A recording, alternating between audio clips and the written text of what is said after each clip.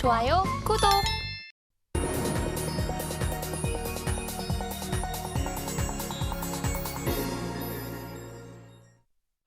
금요일 아침 8시 반입니다. 매일 아침 8시 반 저희 서울경제TV에서 센티멘탈 대 펀더멘탈 매일같이 두 종목 말씀드리고 있습니다. 오늘도 힘차게 출발해 보겠습니다. 오늘은 센티멘탈로 현대, 로템, 그리고 펀더멘탈로 CJ, 대한통운 다 구경제 주식이죠. 자, 센티멘탈 들어가겠습니다. 현대, 로템. 어제 개인들의 순매수 1위예요. 지금 에코프로 머티보다도 더 많이 산 것 같더라고요. 그래서 제 레이더에 걸려왔습니다. 자, 최근에 제가 파란 줄로 얘기된 그 한화 시스템 말씀을 드렸었죠. 어제도 주가가 아주 불을 뿜었습니다. 그래서 주가가 많이 올라가는 와중에 현대로템도 주가가 아주 괜찮았습니다. 그래서 어제는 근데 방산 얘기 때문에 주가가 좋은 게 아니고 철도 차량 이것 때문에 좀 철도 사업 때문에 뉴스가 나왔죠. 이것 때문에 호재가 좀 나왔습니다. 우크라이나에서 그 3자하고 우크라이나 그 철도공사하고 이게 MOU를 한다 이런 뉴스가 나와가지고 이제 좋았는데 어쨌든 철도 쪽이 24년에는 주가 모멘텀이 없을 거다 이렇게 했는데 좋은 뉴스가 나오고 나중에 말씀드리겠습니다만은 호주 퀸즐랜드에서도 지금 이야기 뉴스가 좀 나오고 있어가지고 전체적으로 아 여기도 모멘텀이 있나 이렇게 이제 지켜보는 거죠. 우크라이나 러시아의 전쟁 와중에 폴란드에서 K2 전차 이거를 계속 가져간다 이런 얘기가 있었고 24년, 5년에 거의 한 152대 정도 들어갑니다. 그래서 56대, 96대 이렇게 해가지고 24년, 25년 각각 이렇게 들어가게 되는데요. 이게 들어가는 이쪽 방산 쪽에서 수주 잔고는 3분의 1밖에 안 됩니다만은 마진이 상대적으로 이 철도 부분보다 좋기 때문에 방산 쪽에서 많이 주가를 끌고 갔었는데 어제는 이 우크라이나발 그 철도 부분 이쪽 호재성 뉴스에 주가가 반응을 했습니다. 자, 우크라이나 MOU 체결해서 이제 주가 올랐다는 말씀 드렸고요. 230량의 철도 차량을 제작하고 유지보수 이 시스템을 관리하는 거죠. 이거를 현대로템이 앞으로 맡을 것 같습니다. 그리고 호주에서도 퀸즐랜드인데 전동차 제작 사업을 좀 하겠다 이런 뉴스가 같이 좀 나왔습니다. 그래서 어제 주가가 좀 장초반에 아주 강했었는데 거기에 개인들은 막 샀고 외국인 기관은 좀 안 좋게 반대로 반응을 했습니다. 어쨌든 조금 호재성 뉴스가 나왔다. 주가가 반응을 했다. 이렇게 읽으시면 되겠습니다.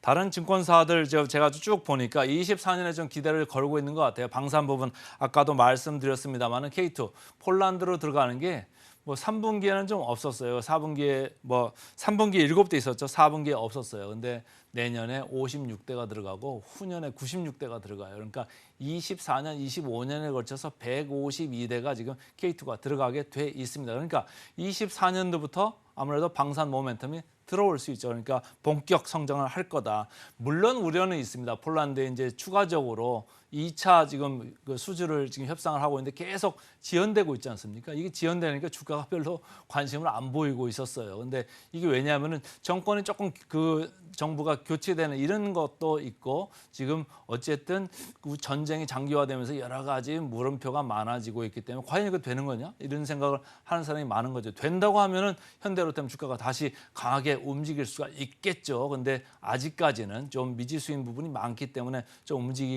움직이지 않고 있는 와중에 철도 사업 부분에서 좋은 뉴스가 지금 나오고 있다. 그래서 25년 쪽에서는 회복이 전망이 된다 이런 얘기예요.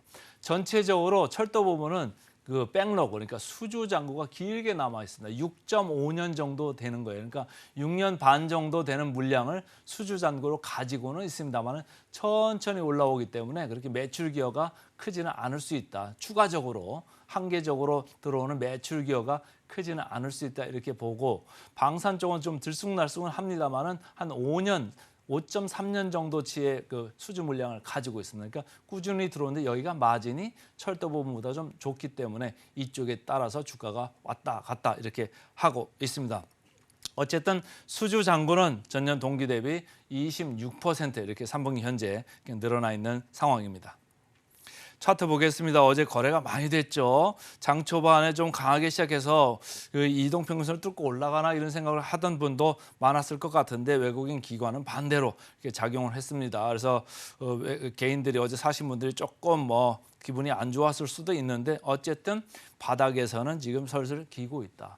바닥을 지금 만들어주고 있다. 제가 오프닝 멘트에서도 말씀을 드렸습니다만 외국인은 우리 시장을 사고 있습니다. 지금 그 전체적으로 금리가 떨어지고 있는 이런 환경을 생각하고 있는 외국인이기 때문에 이렇게 되면 이머징 마켓, 특히 우리나라 대표적이죠. 우리나라를 사지 않을 수가 없습니다. 대형주들. 그런데 이제 어쨌든 여기는 일단 차익 실현이 나왔습니다만 저평가 상태가 조금 있기 때문에 그렇게 크게 낙심하지 않아도 된다 이렇게 생각을 합니다.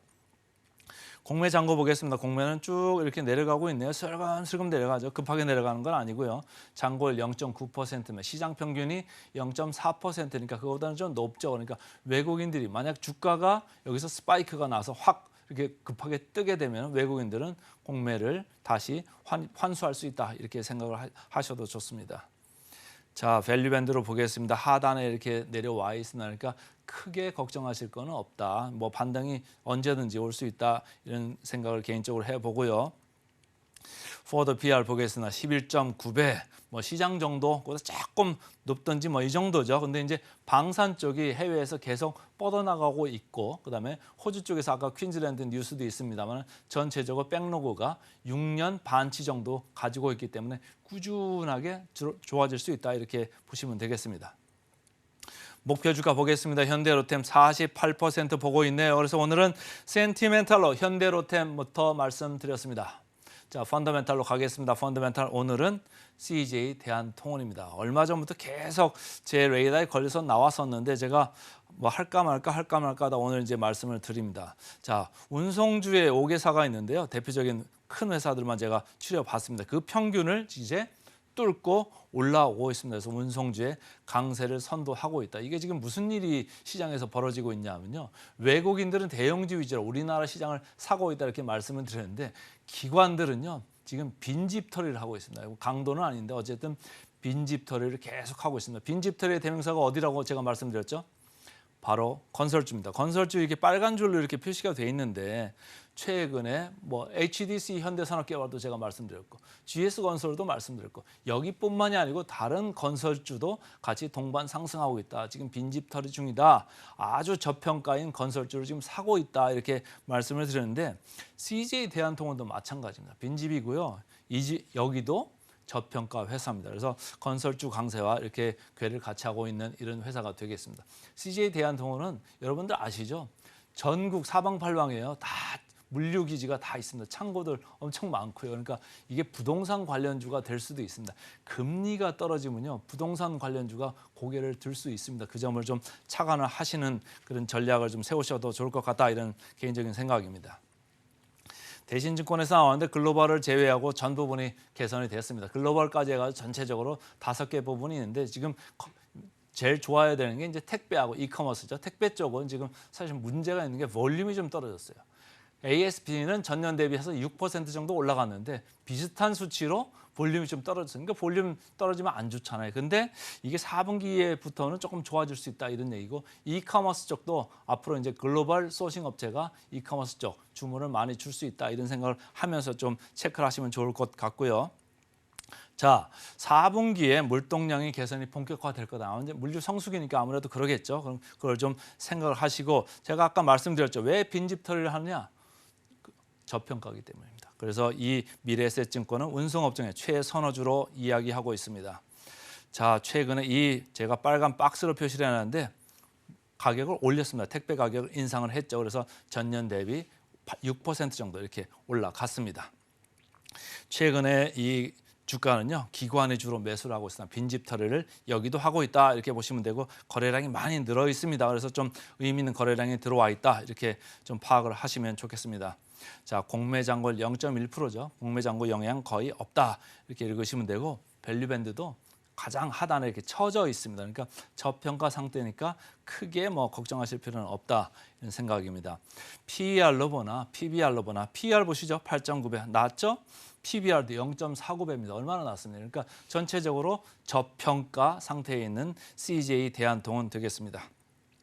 자, 마지막으로 목표 주가 보겠습니다. 13% 정도 남았네요. 그래서 오늘은 현대로템, 센티멘탈로, 펀더멘탈로 CJ 대한통운 두 종목 말씀드렸습니다. 좋아요, 구독!